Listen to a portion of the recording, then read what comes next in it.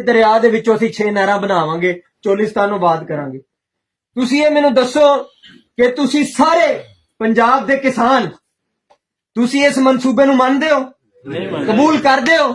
ਲੇਕਿਨ ਕਿੱਡੀ ਵੱਡੀ ਵਾਰਦਾਤ ਹੈ ਕਿ ਮਨਸੂਬਾ ਬਣਾ ਕੇ ਇਸ ਮੁਲਕ ਦਾ ਜਿਹੜਾ ਹੁਕਮਰਾਨ ਤਬਕਾ ਹੈ ਉਹ ਇਲਜ਼ਾਮ ਇਹ ਦਿੰਦਾ ਪਿਆ ਕਿ ਅਸੀਂ ਪੰਜਾਬ ਦੇ ਕਿਸਾਨਾਂ ਨੂੰ ਅਸੀਂ ਉਹਨਾਂ ਨੂੰ ਜ਼ਰਖੇਜ਼ ਜ਼ਮੀਨਾਂ ਕਰਕੇ ਦੇਵਾਂਗੇ।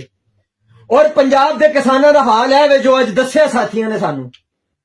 ਤੇ ਹੁੰਦਾ ਕੀ ਹੈ ਕਿ ਜਿਹੜਾ ਆਮ ਸਿੰਧੀ ਹੈ ਉਹਦੇ ਦਿਲ ਤੇ ਦਿਮਾਗ ਦੇ ਵਿੱਚ ਗੱਲ ਪਾਈ ਜਾਂਦੀ ਹੁਕਮਰਾਨ ਤਬਕਾਤ ਦੀ ਤਰਫੋਂ ਕਿ ਪੰਜਾਬ ਦਾ ਕਿਸਾਨ ਤੇਰੀ ਜ਼ਮੀਨ ਤੇਰਾ ਪਾਣੀ ਲੈ ਚੱਲਾ, ਜਦਕਿ ਹੁਕਮਰਾਨ ਤਬਕਾ ਕੀ ਕਰਦਾ ਪਿਆ ਕਿ ਚੋਲਿਸਤਾਨ, ਮੇਰੇ ਸਾਥੀ ਨੇ ਕਿਹਾ 60 ਸਾਲ ਲਾ ਲਏ ਉਹਨਾਂ ਨੇ ਹਿੰਦੁਸਤਾਨ ਵਾਲਿਆਂ, ਆਬਾਦ ਨਹੀਂ ਕਰ ਸਕੇ ਜ਼ਮੀਨਾਂ। ਤੇ ਭਾਈ ਅਸੀਂ ਕਿੱਥੋਂ ਉਤਰੇ ਆ ਜਿਹੜਾ ਅਸੀਂ ਕਰ ਲਾਂਗੇ ਔਰ ਕਨਾਲਾਂ ਦੇ ਨਾਲ ਕਰ ਲਾਂਗੇ।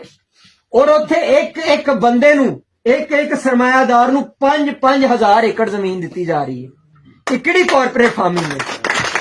ਅਸੀਂ ਰਿਆਸਤ ਦੇ ਇਸ ਮਨਸੂਬੇ ਨੂੰ ਰਿਜੈਕਟ ਕਰਨੇ ਆ, ਇੱਥੋਂ ਦੇ ਪੰਜਾਬ ਦੇ ਕਿਸਾਨ ਰਿਜੈਕਟ ਕਰਦੇ ਨੇ। ਔਰ ਅਸੀਂ ਇਹ ਅੱਜ ਐਲਾਨ ਕਰਨਾ ਚਾਹੁੰਦੇ ਆ, ਕਿਸਾਨ ਜਿਹੜੇ ਸਿੰਧੀ ਕਿਸਾਨ ਨੇ ਉਹਨਾਂ ਨੂੰ ਦੱਸਣਾ ਚਾਹੁੰਦੇ ਆ। ਸਾਡਾ ਸਾਥੀ ਬਲੋਚਿਸਤਾਨ ਤੋਂ ਮੁਜ਼ਮਲ ਕਾਕੜ, ਇਹ ਵੀ ਖੇਤੀਬਾੜੀ ਨਾਲ ਮੁੰਸਲਿਕ ਹੈ, ਇਹਨਾਂ ਦਾ ਜ਼ਰਾਤ ਤਬਾਹ ਹੋ ਗਿਆ। ਇਹਨਾਂ ਨੂੰ ਪੁੱਛੋ ਕੀ ਜ਼ੁਲਮ ਇਹਨਾਂ ਦੇ ਨਾਲ ਹੋਇਆ।